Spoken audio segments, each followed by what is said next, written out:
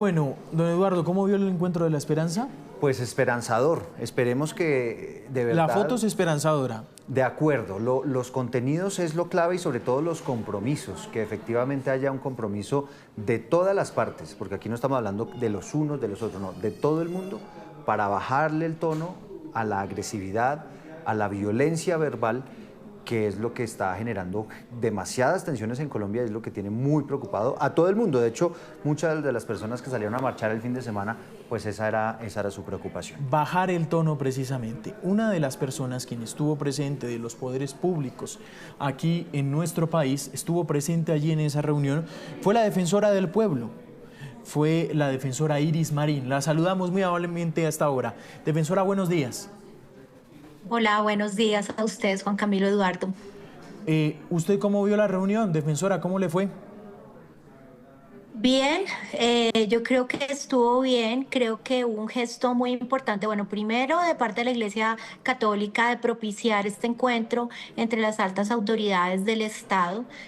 Segundo, digamos, creo que era natural, hay mucha tensión en el ambiente y esa tensión se sentía dentro, pues, al interior de esta reunión y en esta mesa redonda que propició la Iglesia Católica para que nos encontráramos las altas autoridades del Estado.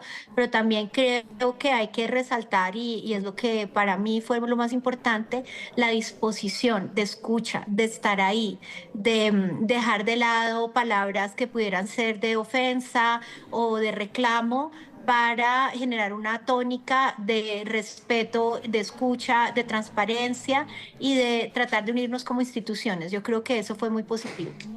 Quisiera preguntarle, defensora, caso por caso y particularmente su percepción frente al compromiso del presidente de la República, de si efectivamente él está dispuesto a cumplir con ese compromiso de bajarle un poco el tono. Y se lo digo porque para nadie es mentira que en los discursos el presidente Gustavo Petro pues son bastante polarizantes, agresivos, nombrando propiamente a algunas personas, responsabilizándolas a unas de otras, hablando de asesinatos, hablando de una serie de cosas pues que usted mejor que yo sabe y conoce. ¿Cómo vio la actitud del presidente Gustavo Petro de cara a él también aportar en ese desescalamiento del lenguaje? Yo creo que él no tenía ningún problema con estar en esa reunión, tampoco tuvo ningún problema con el texto que se acordó. Creo que el reto para todas las instituciones que estamos ahí, incluyendo al presidente, pero no exclusivamente el presidente, es la coherencia en adelante. Ese es un reto que empieza con un compromiso, pero que sigue con una actuación, y eso se habló explícitamente en la reunión. Varias de las autoridades que estuvieron allí dijeron, aquí lo más importante es que nuestros actos reflejen ese compromiso que suscribimos el día de ayer. Entonces yo creo que ese es un reto que tenemos todos, que tiene el presidente de la República, pero creo que el simple hecho de que se haya comprometido, como lo hicimos todos y yo, pues porque era la única mujer firmante, pues creo que es lo positivo, es un inicio. Claro. El tono de la reunión, ¿cuál fue, defensora? Como decía, hubo tensión, eh, porque pues digamos, es un escenario en el que hay unas diferencias institucionales, pero también creo que hubo, a pesar de esa tensión, una disposición importante que se mantuvo durante toda la reunión de plantear las preocupaciones y también la disposición a firmar el compromiso. Entonces, yo creo que todo el tiempo hubo franqueza. Digamos, creo que algunas de las autoridades plantearon sus preocupaciones también, pero fue un tono de respeto y de disposición en medio de una tensión que había, que no la veo como nada negativo porque pues eso fue, pues, nos convocaron porque hay tensión en el ambiente. Claro. Entonces, pues esa era la idea, digamos, enfrentar esa tensión. ¿Hubo algún momento incómodo? No, la verdad, yo realmente no creo. Digamos, el presidente expresó cómo veía la situación de hoy en día. El presidente del Senado también planteó pues como sus posiciones, que tenía pues que ir a seguir moderando y presidiendo la discusión del Senado en la reforma laboral. El presidente de la Corte Constitucional manifestó su incomodidad por el hecho de que se estuviera hablando de temas que quizá llegarían a la Corte Constitucional para su conocimiento respecto del trámite legislativo y reformas legales, pero todo, digamos, dentro de un tono muy respetuoso y muy franco. Entonces no creo que haya habido un momento así muy incómodo o difícil o de una tensión que uno se preocupara, no, en ningún momento lo sentí. Pero para el presidente de la Corte fue inoportuno hablar de eso en esa reunión. Pues me pareció normal. Yo trabajé en la Corte Constitucional y eso muchas veces he visto a magistrados y magistradas responder inclusive entrevistas de ustedes, los medios, que muchas veces empiezan a indagar más, hasta que llega el punto en el que el magistrado o magistrada dice, no puedo responder este tema, no puedo participar de esta conversación. Es algo muy usual en los jueces, que tengan que cuidarse mucho de no participar en este tipo de conversaciones. Lo he visto mil veces, lo vi ayer, no creo que denote una preocupación especial o un asunto de que genere inquietud interinstitucional. Me pareció lo más natural que pasa mucho en los jueces. Defensora, y si el tema era el desescalar el lenguaje, en una manera más conciliatoria de resolver las diferencias y demás, ¿por qué terminaron hablando de reforma pensional? No, pues porque el presidente del Senado planteó que no, el pensional, bueno, tal vez algo se habrá mencionado, pero más bien el presidente del Senado dijo que tenía que ir a seguir presidiendo la discusión de la reforma laboral. Por eso se planteó el tema. Y me parece bien que se haya planteado, no le veo ningún problema. Sí, quiero preguntarle, defensora, su posición personal, porque también han salido versiones de medios de comunicación que se habló en la reunión de esto, de una asamblea constituyente. ¿Esto es cierto que la nombró el presidente? Quizá él habló de la Asamblea Constituyente del 91. Él hizo mucha referencia a ese proceso. Él hizo una presentación larga de cómo veía las cosas y el proceso en este momento desde su posición, y tal vez haya mencionado algo de eso. Y es cierto que el presidente de la Corte en algún momento se para de la reunión, dice, mire, yo no puedo estar porque estamos abordando unos temas que me competen. ¿En qué momento exactamente ocurre eso? Bueno, eso ocurre hacia el final. Ya llevaba la reunión no sé cuánto tiempo, pero fue al final, ya habíamos almorzado, ya habíamos terminado y ya estábamos esperando que llegara el documento para firmarlo. Y como les digo, o sea, más bien les pregunto a ustedes nunca les ha pasado que están entrevistando a un magistrado o una magistrada de una alta corte y les dicen, no, esa pregunta no la puedo responder porque va a llegar a mi conocimiento? Correcto, ¿Eso fue defensora. lo que pasó? Correcto. Pero una cosa es decirlo y otra cosa es pararse de la mesa y pues abandonar la reunión. Mire, yo realmente, honestamente le digo, yo no vi ningún gesto de parte del doctor Ibáñez de decir me voy porque esta reunión no es sostenible para mí. Él planteó lo que les estoy diciendo, yo no vi ningún gesto de ruptura, de no puedo estar más en esta mesa. Era también la hora, era el final de la reunión, ya varios tenían que salir. Y fue ese como la razón. Defensora, eso dejemos del tema del magistrado. Ahora, hay, la tensión de esta reunión también estaba entre dos poderes públicos, el presidente del Senado y el presidente de la República. ¿Usted cómo vio el tono entre ellos dos y el diálogo? Y me voy a ir a los hechos, es decir, también versiones de medios de comunicación apuntan que hubo otro momento de tensión cuando el presidente del Senado se paró de la mesa y lo calificaron como el presidente de la República hizo un ataque directo contra él. ¿Eso es cierto? Yo no recuerdo, la verdad. No, yo no. Un ataque directo del presidente de la República contra el presidente del Senado, no lo recuerdo. Sí, que le recordó inclusive los estatutos del Partido Conservador. No, ellos, es decir, a ver, yo tengo una percepción de que fue una reunión franca y en las diferencias.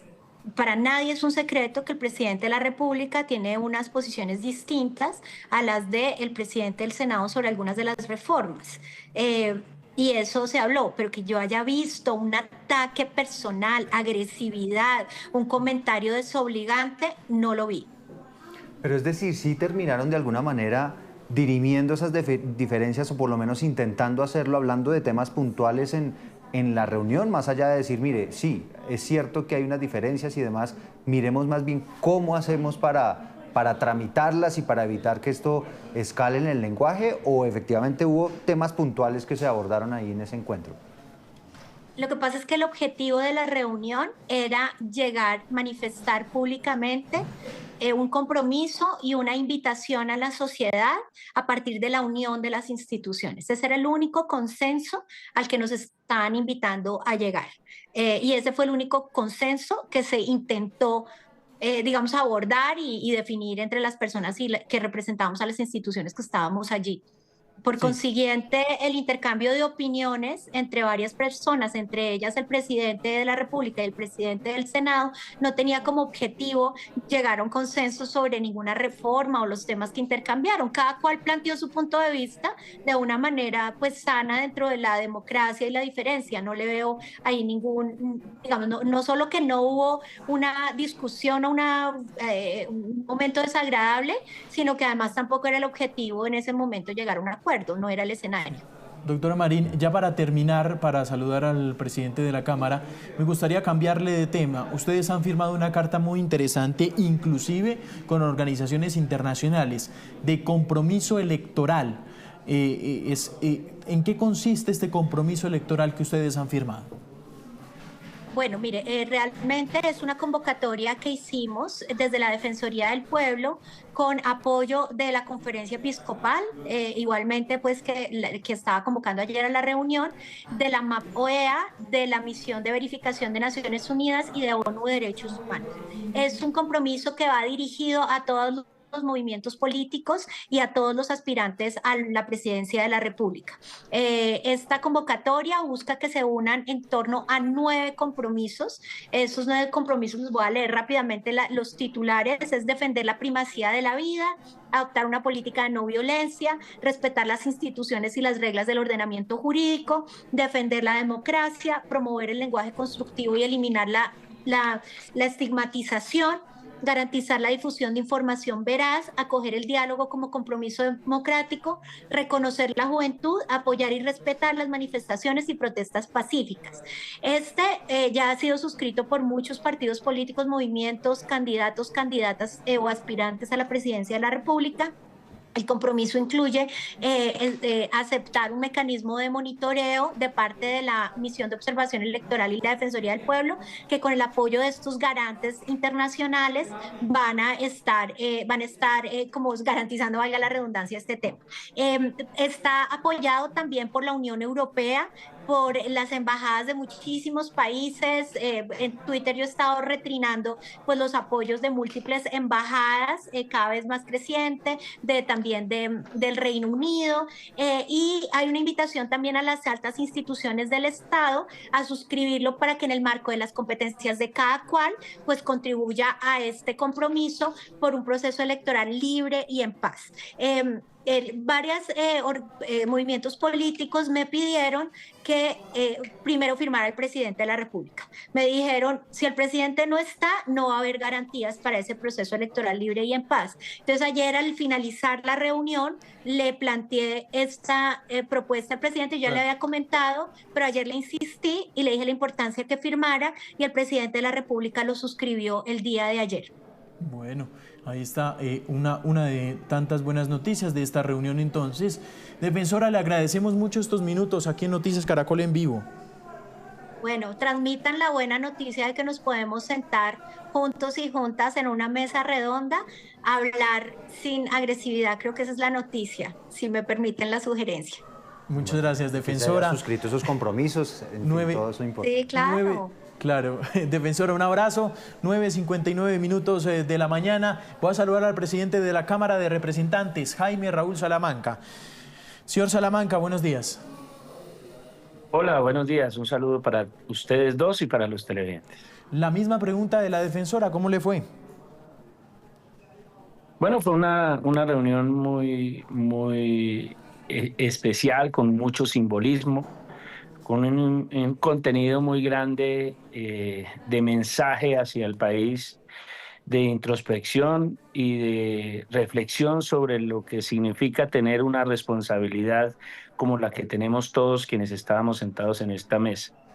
El hecho de representar las instituciones y no dejar de ser la persona que cada uno es fundamental, y asumir un compromiso, sobre todo de rechazo contra los actos violentos, de unidad de país en torno a nuestra institucionalidad, y convocando a todos los ciudadanos y ciudadanas de nuestro país a desarmar el lenguaje, a escucharnos y a poder, a través de la palabra, sin renunciar a nuestras ideas, enfrentar el miedo, enfrentar la desesperanza y hacer de este país un mejor país para todas y todos. Y representante, frente a este último compromiso, ¿cómo ve la cosa? Es decir, ¿podemos confiar en que efectivamente se va a cumplir con eso de desescalar el lenguaje? Pues digamos que depende de todos nosotros y también del país, un poco, y de ustedes, los medios de comunicación. Si los mensajes de odio y los ataques y la violencia política es lo que la gente pide y lo que es el titular que vende, pues no va a servir de nada esta reunión. Si por el contrario los ciudadanos les exigimos a nuestros políticos, nos exigen a nosotros tener altura, dar debates, defender ideas, pero nunca a través de la violencia política, sin duda alguna esta reunión será un antes y un después. Pero a mí me parece que es importante reflexionar sobre el mensaje más fuerte para mí de la reunión, que está recogido tal vez en la parte final del primer párrafo de este pronunciamiento, y es que ante la violencia nosotros debemos estar unidos como país y defender nuestra institucionalidad. ¿Esto qué quiere decir? Que quienes quieren sembrar el miedo, el terrorismo, con los ataques, con los atentados, con todo este ejercicio de la violencia que creíamos ya se había superado, pues no nos deben encontrar separados, a pesar de tener diferencias. Que el Congreso, que el Ejecutivo, que las Cortes, que los organismos de control y en general que toda la institucionalidad está unida para decirle no al miedo, no al terror, en oración por Miguel Uribe, en oración por todas las víctimas, no solo de la guerra en Colombia, sino de todos estos escenarios de conflicto a nivel internacional, que deben movilizarnos para decirle sí a la paz y no a la violencia. Sí, señor Salamanca, de ese dicho que usted nos acaba de decir, de ese papel que marcó ayer el presidente del Senado, Efraín Cepeda, pues que dijo, ojalá esto no se quede solamente en el papel. ¿Usted cree que la reunión fue ejemplo de ello? Los acuerdos, Sí. el desescalar el lenguaje se quedó, pero ojo, ¿se quedó solo en el papel, doctor Salamanca, o lo aplicaron a la reunión? No, yo lo vi aplicado en la reunión. La verdad, comparto con la doctora Iris lo que ella dice y la lectura del escenario. Desescalar el lenguaje no significa dejar de defender nuestras ideas, ni siquiera significa que nos pongamos de acuerdo en todo. Desescalar el lenguaje es no acudir a la violencia política para estigmatizar al otro. Y esto es muy importante porque me parece que las posiciones de todos fueron muy claras. Yo resalto mucho la posición, por ejemplo, del presidente de la Corte Constitucional, cuyo llamado es elemental pero muy poderoso, y es: vamos a defender la Constitución de 1991. Hagamos un acuerdo sobre ese punto que es fundamental, defender la Carta Política de las y los colombianos. A mí me parece muy de mucha fuerza el mensaje de la Iglesia Católica en el sentido de que el solo hecho de sentarnos los distintos en una misma mesa, compartir el pan, le da un mensaje a todo el pueblo colombiano de que debemos resolver incluso nuestros propios conflictos personales, íntimos, de familia, de vecinos, de sociedad, con tranquilidad y con argumentos y no a través de escenarios, digamos, de conflicto, de violencia. Sí. Este es un mensaje muy fuerte y no es un lenguaje menor. De hecho, me parece muy fuerte y muy apropiado que el mismo presidente de la República exprese que no está dispuesto a renunciar a sus banderas sociales, a su compromiso de transformación social, porque pues es lo lógico y es lo coherente. Es decir, que me parece que sí fue una reunión muy productiva en donde se dio ejemplo de poder deliberar sin ataques personales, sin violencia política, pero obviamente desde la diferencia. Es que aquí obviamente más que cuestionar el qué es el cómo, ¿no? Cómo se defienden esas ideas.